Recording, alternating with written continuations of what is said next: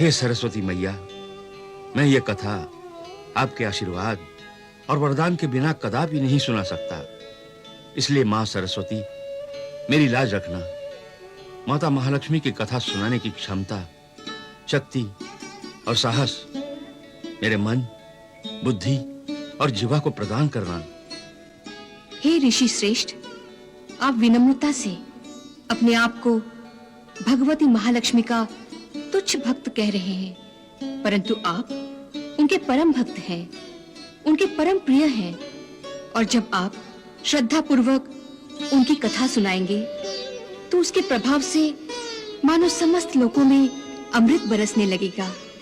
आपकी इस कथा की महिमा युगों युगों तक जीवित रहेगी।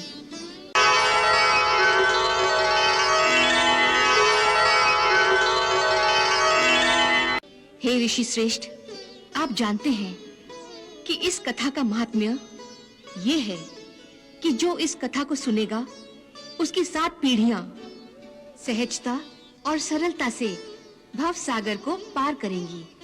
दैहिक, भौतिक और दैविक ताप शापों से मुक्त होकर वो इस लोक में संसार के सभी प्रकार के सुख भोग कर अंत में महालक्ष्मी माता के परम धाम वैकुंठ में निवास करेंगी। हे परम प्रिय भक्त, आप निसंकोच होकर कथा का शुभारंभ करें। जब तक आप कथा कहेंगे, मैं आपके हृदय में वास करूंगी। धन्यवाद देवी मां।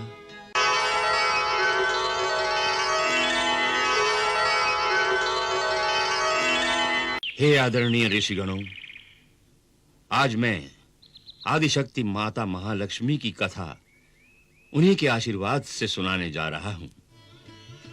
आप सब महालक्ष्मी माता की कथा सुनने के लिए दूर-दूर और अलग-अलग लोकों से पधारे हैं, क्योंकि महालक्ष्मी भगवती माता की कथा सुनाने का आनंद और पुण्य अनंत है।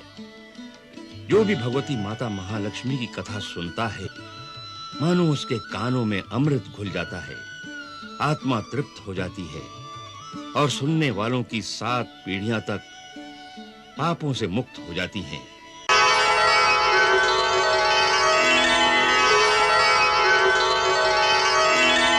ऋषिगणों, आदि काल में जब ब्रह्मांड का निर्माण तक नहीं हुआ था, परमेश्वर एक दिव्य प्रकाश के रूप में सर्वव्याप्त थे। हर ओर ओंकार का नाम था। इसी दिव्य प्रकाश से आदि नारायण प्रकट हुए।